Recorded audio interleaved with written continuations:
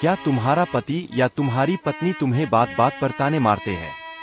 क्या तुम उनके लिए अपना पूरा जीवन दांव पर लगा देते हो, अपनी इच्छाओं का गला घोट देते हो, लेकिन बदले में तुम्हें सिर्फ तिरस्कार और पीड़ा मिलती है, और तुम एकांत में बैठकर स्वयं को एक पीड़ित आत्मा मान लेते हो। तुम सोचते हो कि तुम तो बहुत महान हो, तुम तो बहुत त्यागी हो। इस विराट पृथ्वी पर, इस अनंत आकाश के नीचे अरबों मनुष्यों की एक आंधी और भागती हुई भीड़ है। करोड़ों चेहरे रोज तुम्हारे आसपास से गुजरते हैं, लेकिन क्या तुमने कभी अपने एकांत में, अपने उस गहरे सन्नाटे में इस बात पर विचार किया है कि इस भारी भीड़ में तुम्हारी नजरें अचानक किसी एक ही चेहरे पर जाकर क्यों रुक जाती है?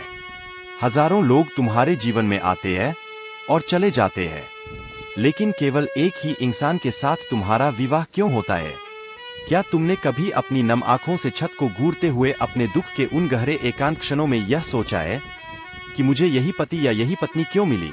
तुम इसे अपना चुनाव कहते हो, तुम इसे प्रेम का नाम देते हो, तुम कहते हो कि तुम्हारी नियति ने तुम्हें मिलाया है। जब विवाह के पहले दिन घर में शहनाइयां बजती है तो बड़ा भारी उत्सव होता है। सबको लगता है कि दो हृदय मिल रहे हैं, एक नया स्वर्ग जमीन पर उतर रहा है। लेकिन क्या यह केवल एक संयोग है? कुछ ही साल बीतते हैं, और कभी कभी तो कुछ महीने भी नहीं बीतते और वे सारी शहनाइयां हमेशा के लिए खामोश हो जाती है। उनका मधुर संगीत मर जाता है, और उनकी जगह घर के अंदर बर्तनों के टकराने की, चीखने चिल्लाने की, या फिर एक जानलेवा घुटन भरी खामोशी की आवाजें गूंजने लगती। दो अजनबी जो एक ही छत के नीचे, एक ही कमरे में, एक ही बिस्तर पर रहने को मजबूर है, लेकिन जिनके बीच मीलों लंबी खाया पैदा हो गई, तब तुम्हारे मन में यह सवाल एक कांटे की तरह चुभता है कि क्या मेरी किस्मत ही खराब थी, या उस ऊपर बैठे परमात्मा ने मेरे साथ कोई बड़ा अन्याय किया है? तुम रोते हो, तुम शिकायत करते हो, तुम मंदिरों में जाकर अपने भाग्य को कोसते हो, लेकिन तुम यह नहीं जानते कि जिसे तुम अपना चुनाव समझ रहे थे, जिसे तुम अपना प्रेम समझ रहे थे, वह तुम्हारे ही अतीत का एक बहुत गहरा और अंधा जाल था। तुम्हारी छोटी सी बुद्धि उस जाल को समझ ही नहीं पाती, क्योंकि तुम केवल इस छोटे से जीवन को, इन 60-70 सालों को देख रहे हो, जबकि असली सत्य तुम्हारे जन्म जन्मांतरों की गहराई में, तुम्हारी चेतना की अंधियारी परतों में छिपा है। पूर्व के रहस्यदर्शी हमारे उपनिषदों के ज्ञानी और कर्मों का वह अकाट्य विज्ञान बहुत स्पष्ट रूप से कहता है कि इस ब्रह्मांड में एक पत्ता भी बिना कारण के नहीं हिलता। इस पूरे अस्तित्व में संयोग जैसी कोई चीज है ही नहीं। सब कुछ एक बहुत गहरे, बहुत अदृश्य धागे से बंधा हुआ है। तो फिर तुम्हारा जीवन साथी, जो तुम्हारे सुख और तुम्हारे सबसे गहरे संताप का सबसे बड़ा कारण है, वह बिना किसी कारण के तुम्हारे जीवन में कैसे प्रवेश कर सकता है? आज मैं उस भारी पर्दे को उठाने जा रहा हूं जो तुम्हारी शादीशुदा जिंदगी पर, तुम्हारे इस तथाकथित प्रेम पर पड़ा हुआ है।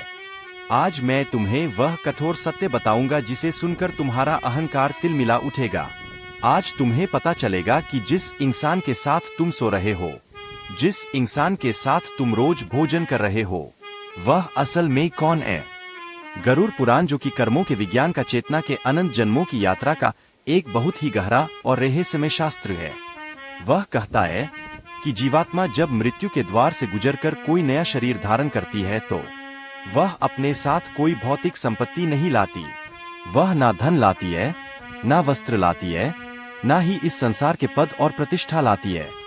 चिता पर सब कुछ जलकर राख हो जाता है, लेकिन वह आत्मा अपने साथ एक अदृश्य ऊर्जा की पोतली लेकर आती है, जिसे हमारे ऋषियों ने ऋणानुबंध कहा है।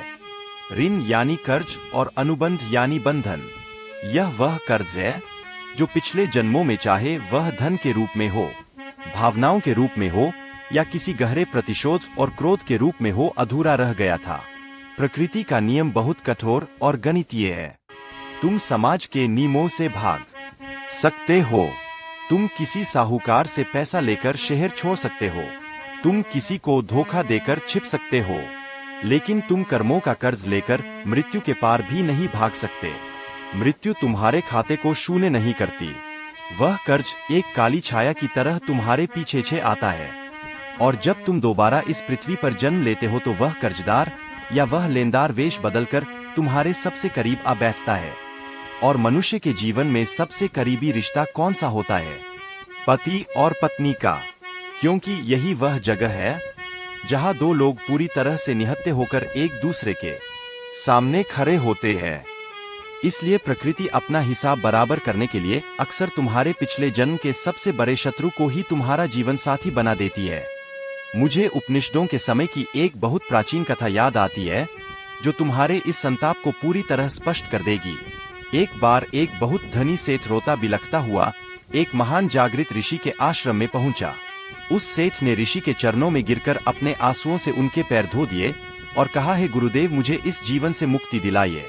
मेरी पत्नी एक राक्षसी है, मैं उसके लिए दिन रात मेहनत करता हूँ, उसके लिए दुनिया भर के आभूषण लाता हूँ, उसकी हर मांग पूरी करता हूँ, लेकिन बदले में वह मुझे केवल गालियां देती है। वह हर क्षण मेरा अपमान करती है। मेरा घर एक नर्क बन चुका है जहां मैं रोज तिल तिल कर मर रहा हूं। मैंने तो इस जीवन में कभी किसी का बुरा नहीं किया। मैं रोज मंदिर जाता हूं, दान पुण्य करता हूं, संतों की सेवा करता हूं, फिर मेरे ही हिस्से में यह क्रूर पत्नी क्यों आई? क्या विधाता अंधा हो गया है? क्या ईश्वर के घर में कोई न्याय नहीं बचा? वे ऋषि थोड़ी देर के लिए शांत हो गए। उन्होंने अपनी आंखें बंद की और अपनी चेतना को समेटकर एक गहरे ध्यान में, एक परम समाधि में उतर गए। जब उन्होंने आंखें खोली तो उनकी आंखों में कोई क्रोध नहीं था, बल्कि एक अजीब सी करुणा थी। उन्होंने उस रोते हुए सेठ से कहा, रो मत मेरे मित्र, विधाता अंधा नहीं है, बल्कि उसके कर्मों का न्याय इतना अचूक है कि तुम्हारी अंधी आंखें उसे समझ नहीं पा रही। मैंने अभी तुम्हारे अतीत में, तुम्हारे पिछले जन्म में झांक कर देखा है। आज से ठीक एक जन्म पहले तुम एक बहुत ही निर्दयी और क्रूर साहूकार थे, और यह जो स्त्री आज तुम्हारी पत्नी है, यह पिछले जन्म में तुम्हारी एक बेबस दासी थी। तुमने इसे जंजीरों में बांध कर रखा था, तुमने इसे भूखा रखा, और जब यह भूख से तड़प कर रोती थी तो तुम अपने अहंकार में अंधे होकर इसके शरीर पर कोरे बरसाते थे। वह दासी बहुत कमजोर थी, वह तुम्हारे कोरों का जवाब नहीं दे सकती थी, लेकिन जब वह तड़प कर मरी तो उसके भीतर तुम्हारे प्रति क्रोध और प्रतिशोध की एक ऐसी गहरी आग थी जो मृत्यु के ठंडे जल से भी नहीं बुझी। वह आग इस ब्रह्मांड में भटकती रही, और इस जन्म में अस्तित्व के उसी न्याय ने उसे तुम्हारी पत्नी बनाकर तुम्हारे घर में बिठा दिया है। तुम आज जो उसके कड़वे शब्द सुनते हो, वे केवल शब्द नहीं है, वे तुम्हारे ही मारे हुए वे कोरे हैं जो अब लौटकर तुम्हारे ही ऊपर बरस रहे हैं। वह तुमसे कुछ नया नहीं कह रही है, वह केवल तुम्हारा ही दिया हुआ कर्ज तुम्हें पूरी तरह से वापस लौटा रही है। गरुड़ पुराण के कर्म विज्ञान के अनुसार इसे ही शत्रुजन कहा गया है। अब जरा अपने ही जीवन को देखो। क्या तुम्हारा पति या तुम्हारी पत्नी तुम्हें बात पर ताने मारते हैं? क्या तुम उनके लिए अपना पूरा जीवन दांव पर लगा देते हो, अपनी इच्छाओं का गला घोट देते हो, लेकिन बदले में तुम्हें सिर्फ तिरस्कार और पीड़ा मिलती है, और तुम एकांत में बैठकर स्वयं को एक पीड़ित आत्मा मान लेते हो? तुम सोचते हो कि तुम तो बहुत महान हो, तुम तो बहुत त्यागी हो, लेकिन तुम भूल गए हो कि यह वह स्थिति है जब पिछले जन्म में या किसी और तल पर तुमने उस चेतना को बहुत सताया था। उस वक्त वह इंसान कमजोर था, वह तुम्हारा कुछ बिगाड़ नहीं पाया, लेकिन उसकी वह जो तड़प थी, उसकी वह जो बदले की ज्वाला थी, वह ठंडी नहीं हुई। वह ऊर्जा अस्तित्व में पूरी तरह सुरक्षित रह गई, और इस जन्म में नीति ने उसे तुम्हारा पति या पत्नी बना दिया। अब वह तुमसे वही अपमान, वही दुख, वही पीड़ा वसूल रहा है जो तुमने उसे कभी दी थी। फर्क सिर्फ इतना है कि अब तुम भूल चुके हो, तुम्हारी स्मृति पूरी तरह मिट गई है, लेकिन उसकी आत्मा की गहराइयों में वह घाव अब भी हरा है। उसकी आत्मा को शांति तभी मिलेगी जब वह अपना हिसाब पूरा कर लेगी। इसीलिए तुम देखते हो कि दुनिया में अक्सर बहुत ही सज्जन और सीधे साधे पुरुष को बहुत ही कर्कश और क्रोधी पत्नी मिल जाती है, या एक बहुत ही शांत प्रेमपूर्ण और धर्मपरायण स्त्री को एक अत्याचारी पति मिल जाता है। दुनिया दूर से देखती है और कहती है कि भगवान के घर अंधेर है, यह कैसा भारी अन्याय है। लेकिन अगर तुम ध्यान की आंखों से देखो, सत्य की दृष्टि से देखो, तो यह कोई अन्याय नहीं है, ये परम न्याय है। ये तुम्हारे ही बनाए हुए कर्मों के वही खाते का मिलान हो रहा है। कर्म अपने आप को संतुलित कर रहा है। जब तक तुम स्वयं को एक बेचारी पीड़ित आत्मा मानते रहोगे, तब तक तुम इस नर्क में जलते रहोगे और तड़पते रहोगे। लेकिन जिस क्षण तुम्हारे भीतर यह बोध जागेगा कि सामने वाला व्यक्ति तुम्हारा दुश्मन नहीं बल्कि तुम्हारे ही कर्मों का डाकिया है, जो केवल तुम्हारा ही भेजा हुआ जहर तुम्हें वापस लौटाने आया है, उसी क्षण तुम्हारा सारा संताप गिर जाएगा। तुम उससे लड़ना बंद कर दोगे और एक गहरी मौन स्वीकारोक्ति तुम्हारे भीतर पैदा हो जाएगी। तुम जान जाओगे कि यह मुक्ति का द्वार है, सजा नहीं। क्या तुमने कभी इस बात पर गहराई से विचार किया है कि जीवन में दुख क्यों आता है? तुम जिसे दुर्भाग्य कहते हो, तुम जिसे बुरी किस्मत कहकर अपनी आंखों पर पट्टी बांध लेते हो, वह असल में क्या है? पिछले हिस्से में मैंने तुमसे शत्रुयन की बात की थी, जहां तुम्हारा जीवन साथी केवल तुम्हें मानसिक और शारीरिक पीड़ा देने के लिए तुम्हारे जीवन में आता है। लेकिन कर्मों का यह जो रहस्यमय जाल है, यह केवल नफरत और तिरस्कार तक ही सीमित नहीं है। गरुड़ पुराण और हमारे प्राचीन योगशास्त्र एक दूसरे प्रकार के तनानुबंध की भी बात करते हैं, जिसे समझना तुम्हारे लिए बहुत आवश्यक है। इसे आर्थिक दंड या धन का कर्म बंधन कहा गया है। अब जरा समाज में अपनी आंखें खोल कर देखो। क्या तुमने ऐसे परिवारों को नहीं देखा, या शायद यह तुम्हारे ही जीवन की कहानी हो, जहां विवाह से पहले सब कुछ ठीक था, धन की कोई कमी नहीं थी, लेकिन विवाह के बाद अचानक खर्चे इस कदर बढ़ गए कि तुम्हारी सारी गारी कमाई पानी की तरह बहने लगी। तुम्हारी पत्नी या तुम्हारा पति अचानक किसी ऐसी रहस्यमय बीमारी का शिकार हो गया जिसका कोई वैद्य, कोई हकीम इलाज नहीं खोज पा रहा है। तुम्हारी जीवन भर की जमा पूंजी तुम्हारे पसीने की एक एक बूंद औषधियों में, वैद्यों के चक्कर काटने में, या फिर तुम्हारे जीवनसाथी की अंधी और व्यर्थ की इच्छाओं को पूरा करने में भस्म हो रही है। तुम कमाते कमाते टूट चुके हो, तुम्हारी कमर झुक गई है, लेकिन उनका खर्च कम होने का नाम नहीं लेता, और तुम रोते हो कि हे विधाता, मैंने ऐसा कौन सा पाप किया था कि मेरी सारी संपत्ति इस एक इंसान के पीछे नष्ट हो रही है। तुम इसे अपना दुर्भाग्य कहते हो। तुम ग्रहों की दशा को दोष देते हो, पंडितों के पास जाकर ताबीज बंधवाते हो, लेकिन तुम नहीं जानते कि यह प्रकृति का सबसे अचूक गणित है। यह कोई दुर्भाग्य नहीं है, यह संकेत है कि अतीत के किसी जन्म में समय के किसी गहरे मोड़ पर तुमने उस जीवात्मा का धन छीना था। हो सकता है तुमने छल से उसकी संपत्ति हड़प ली हो, या उसे कोई बहुत बड़ा आर्थिक आघात पहुंचाया हो। उस समय वह बेबस था, वह तुम्हारा कुछ बिगाड़ नहीं सका, लेकिन प्रकृति किसी का उद्धार नहीं रखती। अब वह आत्मा पति या पत्नी का रूप धारण करके पूरे हक से, पूरे अधिकार से तुम्हारी छाती पर बैठकर तुम्हारी जेब से अपना वह पुराना धन वापस निकाल रही है। और याद रखना, यह सिलसिला तब तक चलता रहेगा जब तक उस पुरानी पाई का हिसाब चुकता नहीं हो जाता। जिस दिन वह हिसाब पूरा होगा, वह कर्म बंधन कट जाएगा। या तो वह बीमारी अचानक किसी चमत्कार की तरह ठीक हो जाएगी, या फिर वह शरीर ही इस संसार से विदा हो जाएगा। तुम जिसे बीमारी कहते हो, वह असल में तुम्हारे ही पुराने कर्मों की वसूली है। इस सत्य को और गहराई से समझने के लिए मैं तुम्हें एक प्राचीन तपोवन की एक कथा सुनाना चाहता हूं।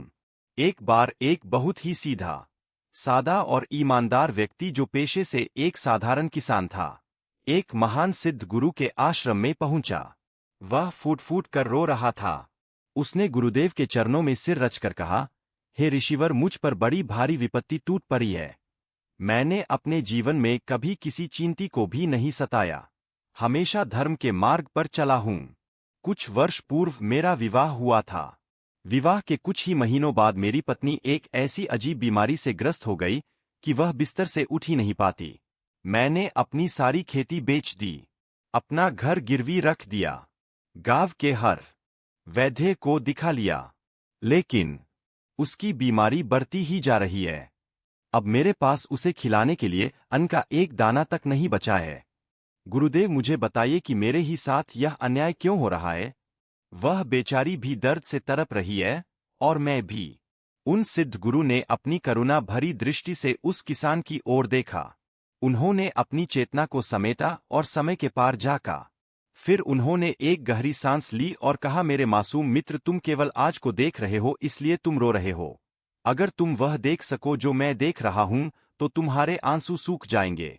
आज से 2 जन्म पहले तुम एक बहुत ही चालाक और बेईमान व्यापारी थे। और यह जो स्त्री आज तुम्हारी पत्नी है, यह उस जन्म में एक बहुत ही भोली भाली विधवा थी। इसके पति के मरने के बाद तुमने छल कपट से इसकी सारी संपत्ति, इसका सारा धन हड़प लिया था। वह बेचारी भूख से तड़प कर सड़कों पर मर गई। उस समय जो धन तुमने छीना था, वह तुम्हारे कर्मों के खाते में एक भारी पत्थर की तरह दर्ज हो गया। आज जो तुम अपनी खेती बेचकर, अपना घर गिरवी रचकर इस स्त्री की औषधियों पर धन लुटा रहे हो, वह तुम कोई उपकार नहीं कर रहे हो। तुम केवल अपना वह पुराना कर्ज ब्याज सहित चुका रहे हो। जिस दिन वह पुराना हिसाब पूरा हो जाएगा, यह बीमारी अपने आप समाप्त हो जाएगी। इसलिए रो मत, बल्कि उस परमात्मा का धन्यवाद करो कि वह तुम्हारा हिसाब इसी जन्म में साफ कर रहा है, ताकि तुम आगे की यात्रा में हल्के होकर जा सको। यह कथा कोई साधारण कथा नहीं है, यह तुम्हारे ही जीवन का दर्पण है। लेकिन हर रिश्ता केवल दुश्मनी या पैसे के लेनदेन का नहीं होता। गरुड़ पुराण एक तीसरे प्रकार के विवाह की भी चर्चा करता है, जिसे उदासीन संबंध कहा गया है। यह वह विवाह है जहां ना तो बहुत गहरा प्रेम है और ना ही बहुत गहरी नफरत, बस एक गारी है जो घिसट रही है। तुम ऐसे कई जोड़ों को देखतेगे। पति अपने काम में व्यस्त है, पत्नी अपने काम में मग्न है। दोनों एक ही छत के नीचे रहते हैं, लेकिन बिल्कुल अजनबियों की तरह उनके बीच कोई गहरा संवाद नहीं है, कोई आत्मिक स्पर्श नहीं है, कोई भावना नहीं है। वे केवल सामाजिक मर्यादा या बच्चों के लिए एक दूसरे को बर्दाश्त कर रहे हैं। यह तब होता है जब पिछले जन्म में तुम्हारा उस आत्मा के साथ कोई बहुत गहरा लेनदेन नहीं था, बस कोई एक बहुत ही हल्का सा संपर्क था, कोई अधूरा छूटा हुआ वादा था, जिसे पूरा करने के लिए प्रकृति ने तुम्हें एक साथ बांध दिया है। यह रिश्ता एक ठंडी जेल जैसा लगता है, जहां कोई बड़ी सजा तो नहीं है, लेकिन रिहाई भी नहीं है।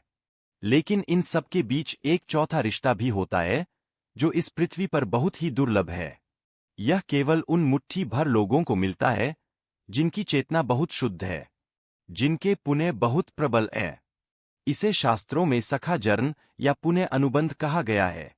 जब तुम्हें कोई ऐसा पति या पत्नी मिले जो तुम्हारे बिना कहे तुम्हारे मन की हर बात, तुम्हारे हर संताप को समझ ले, जो तुम्हारे दुख में तुमसे ज्यादा रोए और तुम्हारे सुख में तुमसे ज्यादा हंसे, जो तुम्हें इस संसार के कीचड़ में ना धकेले बल्कि तुम्हें तुम्हारे सत्य के करीब, उस परमात्मा के करीब ले जाए, जो तुम्हारे गिरने पर तुम्हें ताने ना मारे बल्कि तुम्हारी भाल बनकर खड़ा हो जाए, तो अपने दोनों हाथ जोड़कर आसमान की तरफ देखना और धन्यवाद देना।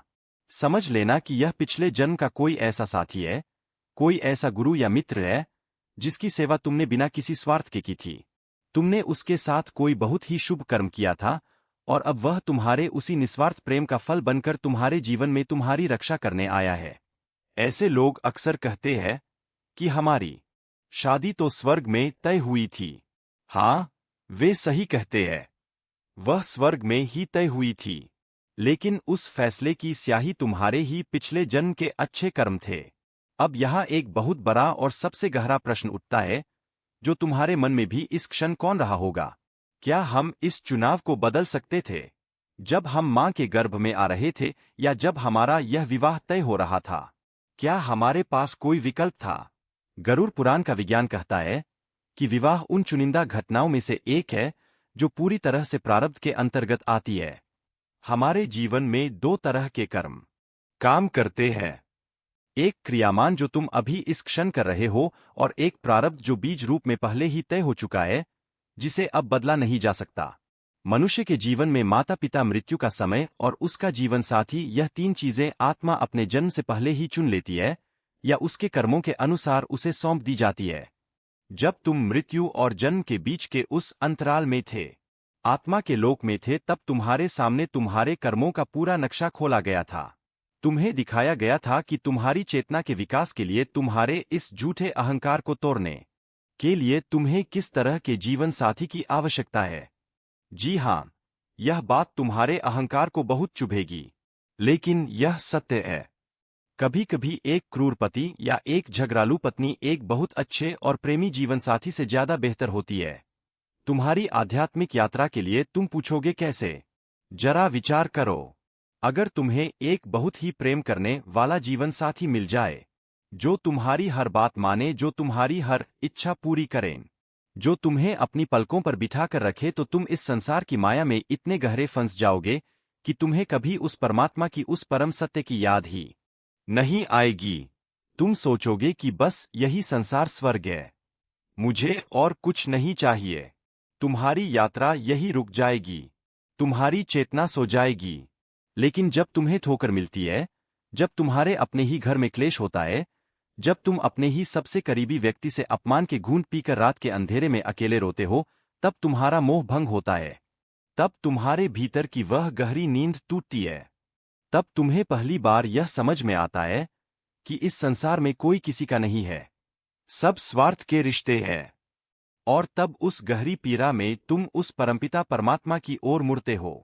याद करो भक्त राज तुलसीदास को। तुलसीदास अपनी पत्नी रत्नावली के मुंह में इतने अंधे थे कि आधी रात को उफनती हुई नदी पार करके मुर्दे पर बैठकर उससे मिलने पहुंच गए थे। वे वासना से भरे थे, लेकिन उनकी पत्नी ने उन्हें गले नहीं लगाया, उसने उन्हें धिक्कारा। उसने एक ऐसा करवा ताना मारा जिसने तुलसीदास के अहंकार के चीथड़े उड़ा दिए। उसने कहा कि जितना प्रेम तुम मेरे इस हार मांस के शरीर से कर रहे हो, अगर इसका आधा प्रेम भी तुमने श्री राम से किया होता तो भवसागर पार हो जाते। अगर उस रात रत्नावली ने उन्हें प्यार से गले लगा लिया होता तो क्या आज दुनिया को रामचरितमानस मिलती? कभी नहीं मिलती।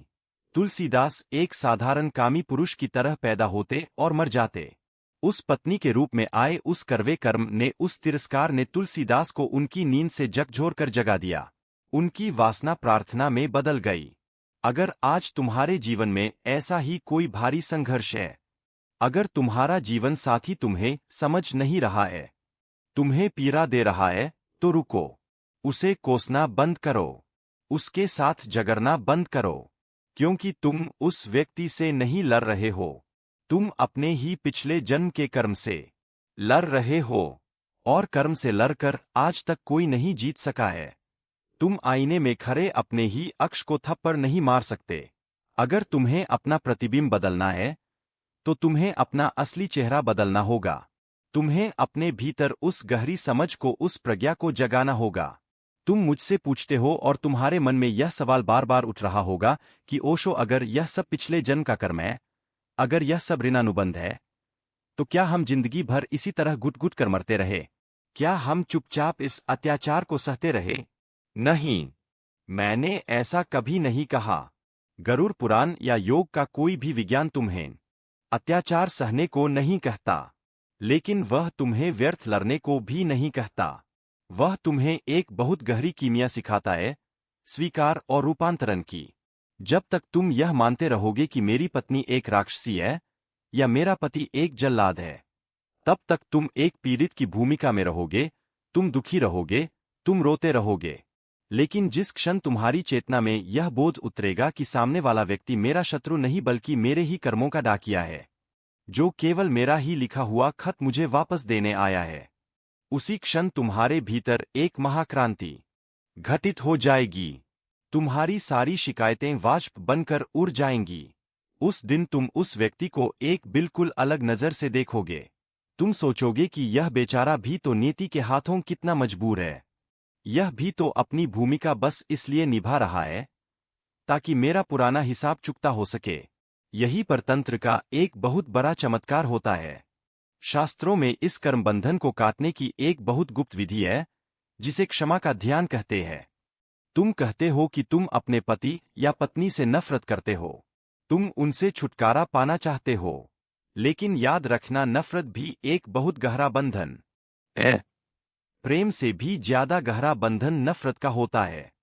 जिसे तुम प्रेम करते हो उसे तुम शायद अगले जन्म में भूल भी जाओ, लेकिन जिसे तुम नफरत करते हो, जिसके बारे में तुम दिन रात बुरा सोचते हो, उसे तो प्रकृति दोबारा तुम्हारे सामने लाकर खड़ा कर देगी, क्योंकि तुम्हारा सारा ध्यान उसी पर अटका हुआ है। तुम अपनी नफरत के धागों से उसे अपने साथ बांध रहे हो। अगर तुम इस जन्म में अपने उस कष्टदायी जीवन साथी से सचमुच पीछा छुड़ाना चाहते हो तो केवल अदालत जाकर तलाक लेना काफी नहीं।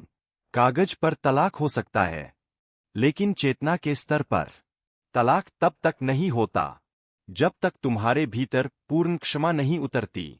जिस दिन तुम अपने एकांत में बैठते हो, अपनी आंखें बंद करके ईश्वर से कहते हो, हे अस्तित्व, इसका और मेरा जो भी जन्मों का लेन देन था, आज मैं उसे अपने पूर्ण प्रेम और क्षमा के साथ समाप्त करता हूं। मैं इस आत्मा को मुक्त करता हूं और स्वयं को भी मुक्त करता हूं। जिस क्षण यह क्षमा तुम्हारी नाभि से उठती है, उस दिन वह जन्मों जन्मों की अदृश्य डोरी टूट जाती है। या तो उस व्यक्ति का व्यवहार तुम्हारे प्रति बदल जाएगा, या फिर वह तुम्हारे जीवन से अपने आप दूर हो जाएगा। क्षमा वह परम अग्नि है जो सारे कर्मबंधनों को जलाकर भस्म कर देती है। तुम हमेशा शिकायत करते हो कि तुम्हें तुम्हारा सोलमेट नहीं मिला, वह आदर्श साथी नहीं मिला जो तुम्हें हमेशा खुश रखे। लेकिन सोलमेट का अर्थ वह नहीं है जो तुम्हारी हर हाँ में हाँ मिलाए। सोलमेट का अर्थ है वह साथी जो तुम्हारी आत्मा को शुद्ध करें। और आत्मा सोने की तरह होती है। सोने को शुद्ध करने के लिए उसे भट्टी की आग में तपना पड़ता है। तो अगर तुम्हारा जीवन साथी तुम्हें तपा रहा है, तुम्हें अपने क्रोध और तानों की आग में जला रहा है, तो समझ लेना वह तुम्हारी अशुद्धियों को जला रहा है। वह तुम्हारे अहंकार को, तुम्हारे छिपे हुए क्रोध को बाहर निकाल रहा है। महाभारत में गांधारी ने धृतराष्ट्र को चुना जो प्रज्ञा से भी अंधे थे। मंदोदरी ने रावण को चुना जो अहंकार का पुतला था। क्या यह कोई संयोग था? नहीं, यह उन जागृत आत्माओं का अपना चयन था।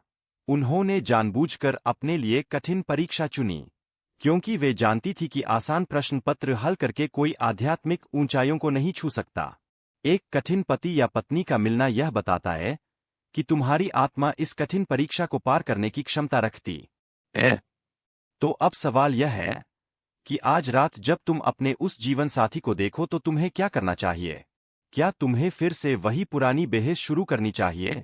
नहीं, आज रात तुम उन्हें केवल एक हार्ड मांस के शरीर के रूप में मत देखना। आज तुम यह मत देखना कि वे तुम पर चिल्ला रहे हैं या मुंह फेर कर सो रहे हैं। आज रात तुम उनके भीतर बैठी उस अनंत आत्मा को देखने की कोशिश करना, विचार करना कि यह आत्मा भी उतनी ही पुरानी है जितनी कि मैं हूं। हम दोनों न जाने कितने जन्मों से एक दूसरे का पीछा कर रहे हैं। कभी मैंने इसे रुलाया था, आज यह मुझे रुला रहा है। यह मूर्छा का खेल बहुत लंबा चल चुका है। अब इस खेल को खत्म करने का समय आ गया है। और इस खेल को खत्म करने का केवल एक ही तरीका है, कृतज्ञता। जी हां, उस इंसान के प्रति कृतज्ञता से भर जाओ जिसने तुम्हें इतना दुख दिया है, क्योंकि उसी संताप ने आज तुम्हें जागने पर मजबूर किया है। उसी पीड़ा ने तुम्हें परमात्मा के रास्ते पर धकेला है। गरुड़ पुराण और संत कहते हैं कि इस युग में पति पत्नी का रिश्ता ही मोक्ष का सबसे बड़ा द्वार बन सकता है। अगर तुम सन्यासी बनकर हिमालय चले जाओ तो वहां शांत रहना बहुत आसान है। वहां तुम्हारे अहंकार को चोट पहुंचाने वाला कोई नहीं। लेकिन एक गृहस्थ जीवन में इन सारी खटपट और तानों के बीच अगर तुम अपना मानसिक संतुलन बनाए रख सको, अगर तुम सामने वाले के क्रोध को अपनी शांति से पी सको, तो तुम हिमालय के किसी भी बड़े तपस्वी से बड़े योगी हो। तुम्हारा अपना घर ही तुम्हारा हिमालय है और तुम्हारा जीवनसाथी ही तुम्हारी सबसे बड़ी तपस्या है। इसीलिए अगली बार जब तुम्हारा जीवनसाथी तुम्हें चोट पहुंचाए तो कोई प्रतिक्रिया मत देना। बस एक गहरी सांस लेना और अपनी नाभि के केंद्र से जुड़कर मन ही मन कहना, हिसाब बराबर हुआ। जैसे ही तुम यह कहोगे, तुम देखोगे कि वह बात तुम्हें चुभना बंद हो जाएगी।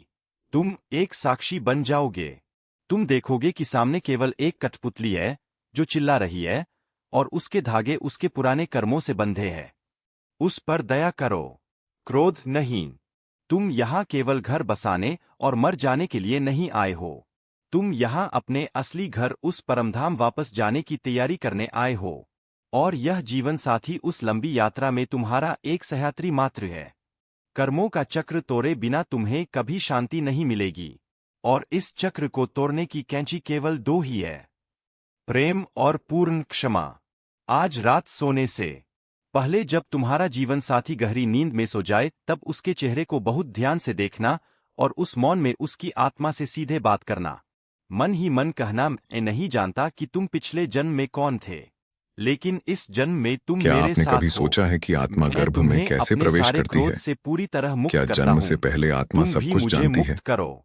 क्या हम गर्भ में दोनों रहते शांति हुए से जीव अपनी यात्रा अपने पूरी पिछले करें। जन्मों को याद रखता यह है एक छोटी सी और प्रार्थना जन्म लेते तुम्हारी ही पूरी दुनिया बदल वह सब सकती कुछ है, क्यों भूल जाता है? क्योंकि जब तुम भीतर से महर्षि बदलोगे तो अष्टावक्र ने तुम्हारे राजा जनक आसपास की को ऊर्जा बदल इस जाएगी, रहस्य का ऐसा और उत्तर जब दिया ऊर्जा बदलेगी जो तो जन्म और सामने वाले मृत्यु के को पूरे बदलना ही रहस्य को पड़ेगा। खोल देता है। तुम्हारा जीवन अंत साथी तक अवश्य तुम्हारा देखिए, सबसे बड़ा आईना क्योंकि इस है। ज्ञान के बाद उसमें जीवन अपना को असली देखने चेहरा का देखो, आपका अपने दृष्टिकोण भीतर के हमेशा दाग के साफ लिए करो बदल और सकता है। मुस्कुराओ, जनक विनम्र क्योंकि स्वर में अंत बोले, में हम सब एक ही नदी गुरुदेव, के यात्री है। आपके बस उपदेशों से अलग मैंने अलग यह नावों जाना में है कि सवार है। आत्मा न जन्म लेती है और मिलना न और मरती है। बिछड़ना तो इस वह संसार सदा की घाट शुद्ध, का नियम बुद्ध है, और मुक्त है। लेकिन इस किंतु यात्रा मेरे का मन में आनंद एक लेना, प्रश्न बार बार इसे उठता ध्यान है, बना लेना, यदि आत्मा यह अजन्मा केवल है एक जागृत तो वह आत्मा ही गर्भ में जानती कैसे है। प्रवेश करती है? प्रणाम।